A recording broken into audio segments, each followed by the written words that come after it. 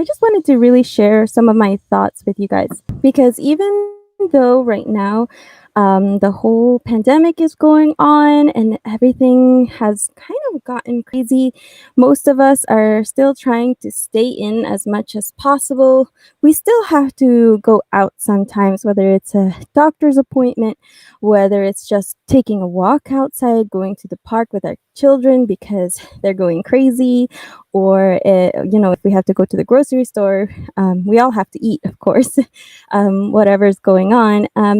And I have been seeing some posts lately, or I have been really thinking about how sometimes the sighted community, the people that we interact with, just really don't understand what blindness is or what being visually impaired means. And, I've been really thinking about that. And I just wanted to share that with all of you guys because there are a lot of assumptions that they make. Some of them really outrageous. There was one post I saw on Instagram where a mom was with her child and somebody assumed that she was their nanny and that she couldn't take care of them. As a mom, I really got mad at that. It's like, how dare you? Like, the ignorance of people can be so frustrating and just maddening. But I wanted to go deeper into that. And, I think that in a way, a lot of the time, a lot of the things that people say is just really shows their ignorance. That just means that they just really don't know. And sometimes it's kind of like this misplaced concern that they have, whether it's somebody with you or for you, or somebody you're taking care of. And I don't know, it's totally misplaced. It's incredibly frustrating. It's just enraging sometimes what these people can think. But I think that we can take these opportunities and actually flip them around. And I think that it's incredibly difficult. It can be, at least, especially for me, being naturally shy, which is funny because I'm doing this whole YouTube channel, but if you can believe it, I'm actually naturally a shyer person, more introverted. And I really think that we can take those experiences and just flip them on their head and make them into opportunities where we can really share with other people, the sighted community, what blindness really is, what it means. That just because you're visually impaired and you're using a cane, that doesn't mean that you're faking it. Somebody actually made a comment just this morning or yesterday about how when they use a cane, people don't believe that they're blind because they can still see and that they shouldn't be using a cane. And, we can. There's so many temptations. Like whenever something happens like that to me, I'm tempted just like either smack them or like just to walk away, venting to myself and vent on social media, vent on Facebook. Like, I can't tell you how many posts I have seen, like on Facebook, on visually impaired groups, where people are just complaining. And I mean, I'm not saying don't complain because I find myself doing the same thing. Um, but what is that going to do? What really, in the end, what is just complaining to other people who are blind and visually impaired? What will that accomplish? Probably it'll make you feel better a little bit. You can get that emotion out of you, but at the same time, you're not really changing anything. And I guess this video is also for me, because I think that I'd work on this too, about just taking a deep breath, just calming down. Sometimes people just really don't know. It for us, we live and every day with our blindness or visual impairment, with our disability. But a lot of people, not everybody, but they just really don't know and they don't have experience with that. So for us, what is so common, what is so normal for us is just not for them. And I think that if we can just take a moment to relax, to calm down, and express what we're thinking in a way that they can understand, um, that we can really make a difference. I mean, if we all did that, I think that each little bit can help and really change society and what people think about people with disabilities and what people think about blindness. I mean, that's what we're doing, right? Like when we're on YouTube or when we are on Instagram and Facebook, we want to raise disability awareness, awareness about blindness, awareness about visual impairment. But in the day-to-day life, we need to really put that into practice. And again, this is not, I'm not just calling out like whoever's listening, but even myself, because I'm so tempted sometimes to just walk away, hide, ignore them, or like be offended. It's so easy to be offended, and it can be. I mean, there are there really are some people that really don't actually care, or they're trying to offend you. But I think that for the most part, there are a lot of people that just have the wrong impression. Maybe they had an experience where somebody else that was blind just went off on them. Maybe there was somebody else who wasn't only blind but also had another disability, and so that's what they're familiar with and that's what they had the experience with. And we need to change that thinking and, I guess, control our reaction, because we can't control what other people say or do, but we can definitely control what we can do and how we react to things. And I know that I can definitely use some practice in that. The other day, even somebody sent me a message and started asking me like these questions about blindness, and they were kind of blunt. They were just asking, "Oh, why are you rolling your eyes in your videos?" They sent, at least they sent it to me in a message, right? So I was like, I have nystagmus, and so I can't control my eye movements. I really can't control it. And coming from the experience of growing up in mainstream school and every other student asking me that, and like I always wanted to hide, and I was just so uncomfortable with that. And it like whenever somebody asked me that, for a second I kind of go back in time and remember like that feeling of being a child, being a teenager. But now that I'm adult and I have come to terms with my um, visual impairment, with my blindness, with the fact that I can't do anything about it, um, I just have to calm down and really like, they're just asking a question. They have no other experience probably with somebody who has nystagmus.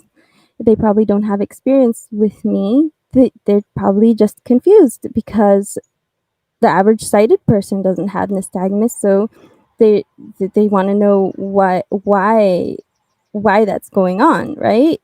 So that's like, I have to work on that myself. I don't think sighted people are completely educated about the blind community. We have a lot of abilities and they just don't get it. That is so true. And I think part of it is their fear. when, the fear of the unknown, they haven't experienced it. They probably haven't had anyone in their circle experience it. So they don't know what they would do in that situation, and they feel that, if they were blind, they wouldn't be able to do that. But they don't realize like how much we learn, how much we're trained, and how much we learn from each other, how much technology that we can use. Sometimes, of course, there are people that, like I mentioned before, they really are not interested, and you can tell right away. And you just have to withdraw from those instances, and just don't. I wouldn't confront them, because if they're a closed door, you can bang yourself against that door and it's still going to be closed. And so there's some people like that they'll just have to learn some other way, and in some kind of other experience, probably not with you, especially if you're a blind woman. And I don't know, at least for me, I feel a lot more vulnerable. And so especially if I'm alone with little Pablo, so it's like, me, I'm blind, I'm a woman, and I have my son who is 3 years old, and he is also blind. So like, it's better for me, at least, to be safe than sorry. So if you feel unsafe, don't do that. But I also want to say that sometimes I feel like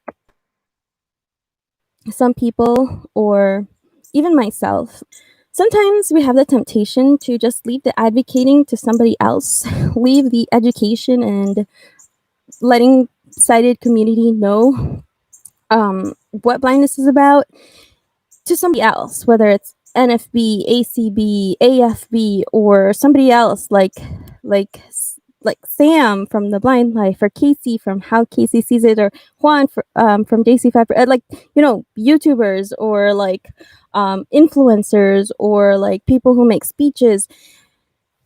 And like, but the problem is, a lot of people don't watch those. A lot of sighted people are not going to come in contact with that, and they're coming in contact with you. So I really challenge like you guys and myself to really get out there. And if you have an experience where somebody tells you something, whatever it is, whether it's questioning if you're really blind, if you can still see, let them know that blindness is a spectrum. Don't just get mad. Don't just be frustrated and vent, and or avoid it. I would talk to them, try to get them to see and understand that blindness is a spectrum, that each blind person sees in a different way, that you don't have to see black or nothing to be blind. This is something that, people really don't understand. Or my favorite is like, people think that you're also deaf. I mean, there would be like sometimes if I'm with my mom, and somebody comes, like one of her friends or acquaintances comes to see her, whether we're out in church or at the grocery store, and they approach her, they'll say something to her about me or my dad, or Pablo, who is also blind, and like as if we can't hear what they're saying. Like we're just like a foot or a few feet away, and of course we can hear what you're saying. For some reason, they relate that blindness is akin to other disabilities, like being deaf. Or just because you can't see doesn't mean that you can't hear. And actually, I mean, there are people who are hearing impaired or deaf and blind.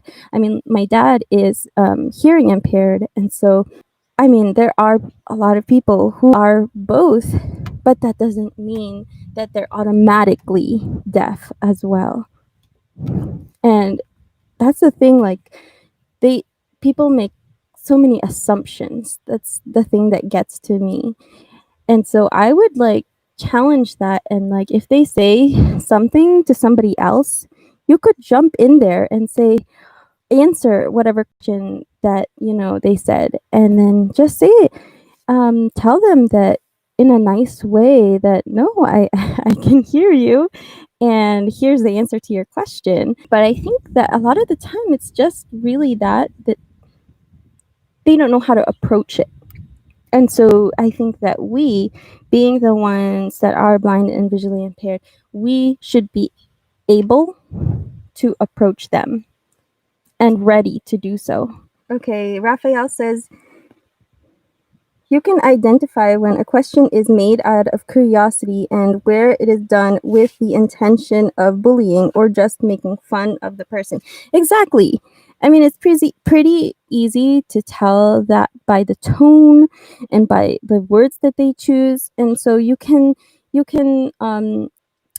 tailor your response and your reaction um, by what they said and how they said it. So if they are saying something out of curiosity, then you can respond in a good way or in a nice way just to satiate their curiosity. You have to keep the goal in mind of educating people. I mean, if it's just about um, your own feelings, then yeah, I mean, do whatever you want. But I think that it's also important to have that goal in mind of educating people and really making a difference in the sighted community, because it's not just going to be the leaders in the blind community that's going to spread that awareness. It's going to be each and every blind and visually impaired person making a difference in their community, in their circle, and who they come into contact with. Moises says, I'm sighted with no blind folks in my family. I'm interested, maybe due to things I have read. Sighted people need to see you more, guys. Hope you can get outside more and that way get noticed. I think a lot of people who are blind are kind of nervous sometimes about going out, at least me. I mean, I can be too. Sometimes I have to prepare like where I'm going to go. Or, for example, if I'm going there with little Pablo, I always have this feeling where I want to go there with somebody first. And then from there, after I've experienced it, I feel comfortable going to a place by myself. I don't know if I'm the only one like that. I could probably figure out everything, ask people, but it's a lot easier to just go there with somebody, have them kind of give you some orientation and mobility around the area, and then go there by yourself like another time. I don't know if I'm the only one who does that, but yeah. So hopefully after this whole COVID thing and this whole pandemic, we can do that more. Okay, this wind is out of control. One person told me if my white cane was a stick to hit dogs, and I responded to him that my cane was only to hit ignorant people. And there is that temptation, like to just accidentally, by mistake, hit them with your cane, right? I mean, I've been there sometimes. Like when me and Pablo and little Pablo used to go to the mall, and like Pablo would be using his cane, people would like literally jump over the cane, and I'm like, Pablo, lift up your cane. That's what I want to tell him to do, because like, really? And they see you. It's not like, oh, all of a sudden they see the cane, oh, I have to jump out of the way. No, they are coming towards you, they're facing you, they can see you, at least I assume they're sighted, and they just jump over it. Like, really, I don't understand people sometimes. Jordan says, my family members tell me that if people get in my way, I can use my cane to hit them or whack them in the ankles. Now, the cane is great for social distancing. Oh, the cane is great for social distancing. Yeah, just whip it around you. Just whip it around you. Okay, 6 feet, everybody, 6 feet away. But like, I mean, if we're not polite, it can give them a bad experience. And even if we do hit them or whatever, What I mean, sometimes, like, that's such a temptation, but at the same time, what is that going to do? It'll make you feel better, that's for sure. It always makes me feel better. Um, but at the same time, they're going to remember that for the next blind person that they meet. And I think that, we should remember people make stereotypes and assumptions based on the experiences that they have had. And so, if depending on how you react, it can affect how they react to the next blind person. And as much as I really want to smack them sometimes, or hit them with a cane, or accidentally hit them with the, the shopping cart in Food Lion, oops. I don't know. Sometimes I think that we just have to breathe sometimes and really think about what it is that we want. It's so easy to lose our temper, at least for me, to get frustrated at people. I think that patience and understanding and a little bit of grace to people that are kind of dumb can actually help and benefit all of us, the whole blind community in general. I guess what I'm trying to say is I would try to be the better person. That's just my opinion.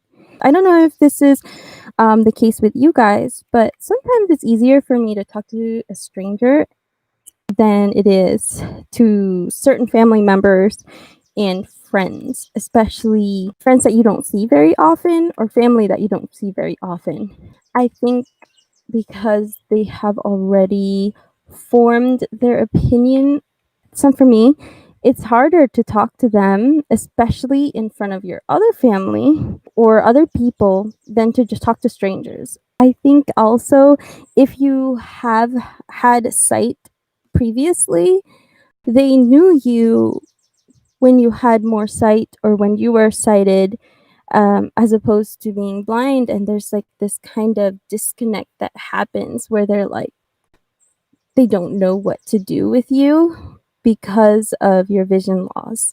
And that's kind of harder to overcome, I think, than strangers. So I know that some rehab centers and some organizations have like an actual class for family members when somebody goes through vision loss, because it's also hard on the family other members, and it's hard to, especially for Pablo, because he used to be totally sighted and then he lost all his vision. That's my husband. And so many people just didn't know what to do, especially in Venezuela. In Venezuela, people didn't know what to do with blind people, because I know that in Philippines or in Venezuela, they kind of hide those people that are blind or have disabilities. And so, because of the fact that people, as a society, don't really understand blindness or that you are able to do things, it's harder to talk to people that you already knew. As much as I say that we should educate people, I think that a lot of us feel that we shouldn't need to. It's frustrating that every time we walk out the door, we have to like come into contact with people that just don't understand or that make those assumptions about us. And it can be annoying, it can be frustrating, it could be just sometimes make you not want to go through that. But I think that we have to understand that this is a mostly sighted world. And so we have to tell them, or we have to be able to tell them that, like I said, blindness is a spectrum and blind people are capable. We show that we're capable. Um, like I always talk about this one time that Pablo was walking down, he was walking to a doctor's appointment. As Pablo was walking into the door, through the door, somebody's like, "Oh, wow, you can walk by yourself to the door." I mean, this is the kind of ignorance, and I don't mean that in a bad way. This is just the lack of understanding that people have. They think that you can't do anything sometimes. Take that opportunity to educate them. Like I said, we have to really flip the script, and instead of making it into an experience where we get frustrated and mad and everything, we turn that around and educate somebody. And also tell them not to judge you or anybody else just because of their blindness or just because of whatever disability, whether they're deaf or they're in a wheelchair, whatever it is. Don't judge people just because of their disability. And, most people, or at least a lot of people, will really take that to heart when you take time to talk with them and educate them.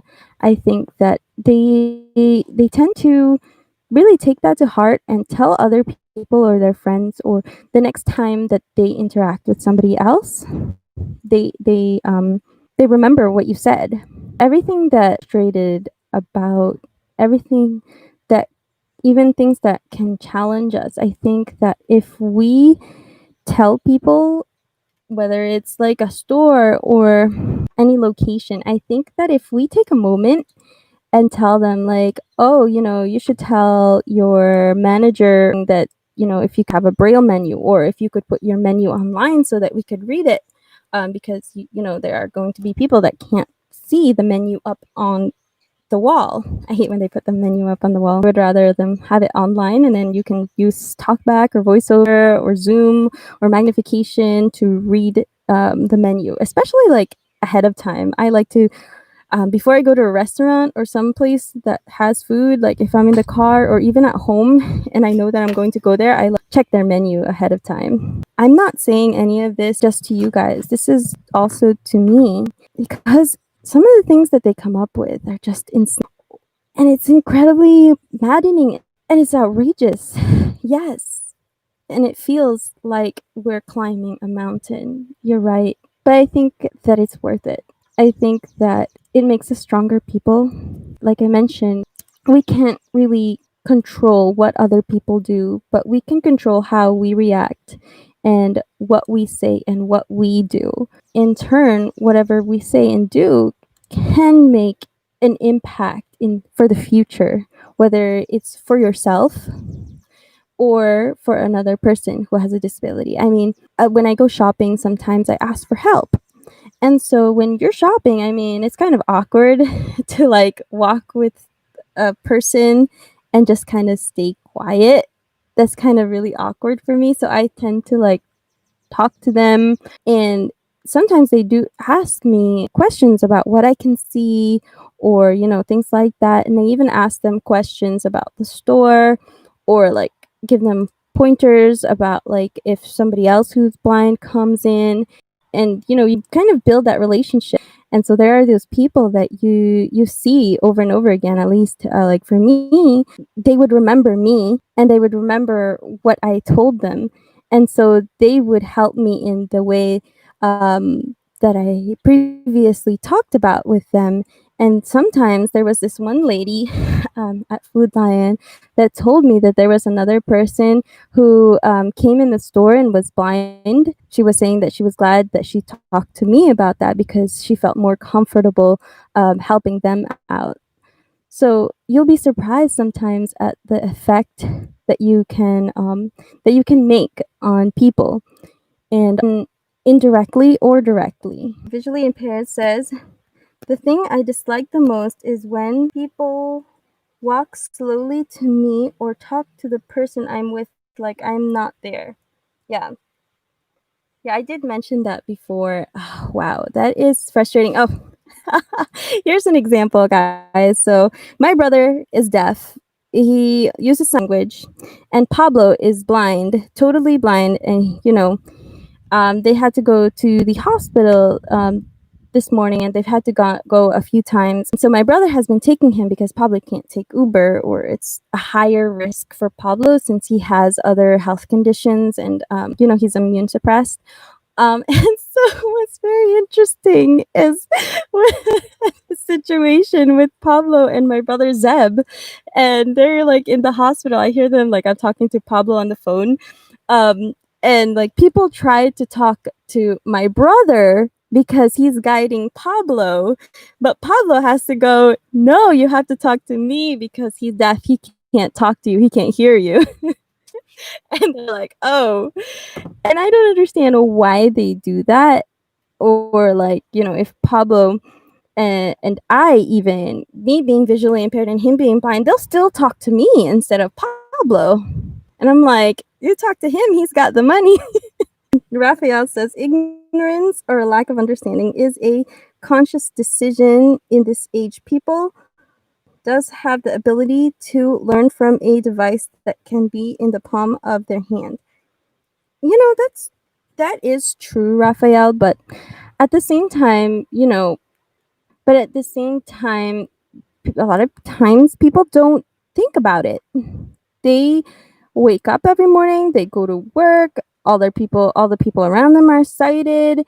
They probably haven't even come in contact with a blind person, or especially in social media, it's kind of like an echo chamber. If you don't like have any blind friends or know anybody blind, it's very easy not to like actively go out there and learn about it. That's why I think it's so important that we need to go out there and educate them, because they're not always going to come to it. We have to kind of be the ambassadors and go out there and tell them about blindness and about being visually impaired.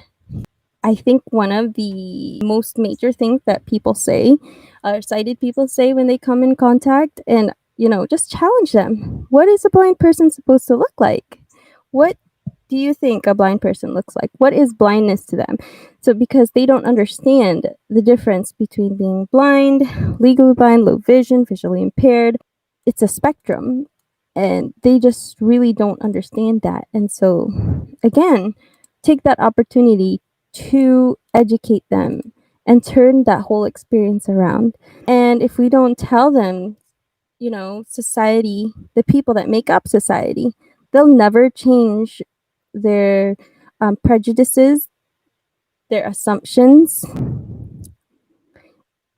and we'll just continue being frustrated, and we'll still continue getting those crazy comments and questions, or all of those things. But if we do take that little bit of time to talk to them, it could change just a little bit at a time, little by little. We can change what people think about blindness, what people think about disability. And like I said, it can change how they treat and how they interact with other blind people that they meet, and even other people with other disabilities. And they can share those experiences with their family, with their friends, on social media, and it'll spread. You'll be surprised at what they can do, because I remember once, little Pablo and I used to go to a little tumble class for toddlers, and it would just be me and little Pablo, and we would take Uber there. We would go there every Tuesday, and it would be different parents, different nannies, different children sometimes, and some of them are the same. One time, there was a little boy who started asking questions about, why am I looking so closely at my phone? And he's just a little boy. He's never met a blind person, probably. And so I took that moment to just talk to him and tell him, I can't see very well. I am blind. I need to have it close to me so I can see it. My eyes aren't like your eyes. His mom stepped in, and actually she wasn't one of those people, which was kind of amazing for me, because usually we get the whole, oh, shh, shh, shh, shh, don't talk to them, leave them alone, as if I don't know, they're afraid of their children talking with us. But no, they're curious, they want to know, and that's even a really great opportunity to for the child, for the parent, and even the people around us, because the mom was really nice and she actually was talking to me and talked to little Pablo, and there was like the other parents and the other children were also around, and so they were hearing what I was saying. And later there was another mom who approached me and started talking to me too. They heard the conversation that I had with the other mom, and so that really made a difference, not just for the person I was talking to, but for the people that were hearing it in the background. This is one big reason that I encourage people to go on YouTube and social media, post things, whether it's a video, a blog, whether it's a podcast, so that there's more information out there. There's more things that can show up in search when people search about people who are blind and visually impaired. They can, sighted people can see all of us, each one of us, understand that there's so many of us. There are millions of people who with a visual impairment in this world. And, the more of us, the more we can saturate the internet, and the more the better the chance of them finding more information on blindness and being visually impaired. But anyway, guys, I just wanted to share some of my thoughts with you. Thanks so much for joining the live stream, and it was a lot of fun talking to you guys. I'm going to be doing a giveaway soon on Cavalier sunglasses. So that'll be next week. And also, I'm going to be on the Eastside Coffee chat on Thursday. If you guys want to check that out, it's going to be on their YouTube channel. I'll definitely make a community post, or if you guys aren't following me on Instagram or Twitter or Facebook, check those out, because I'll be posting some updates there too. It's been really nice talking with you guys, and if you like this video, of course, like it, and if you didn't like it, you can also dislike it too, whatever you guys want. Thanks everybody for watching, and I will catch you all in the next video.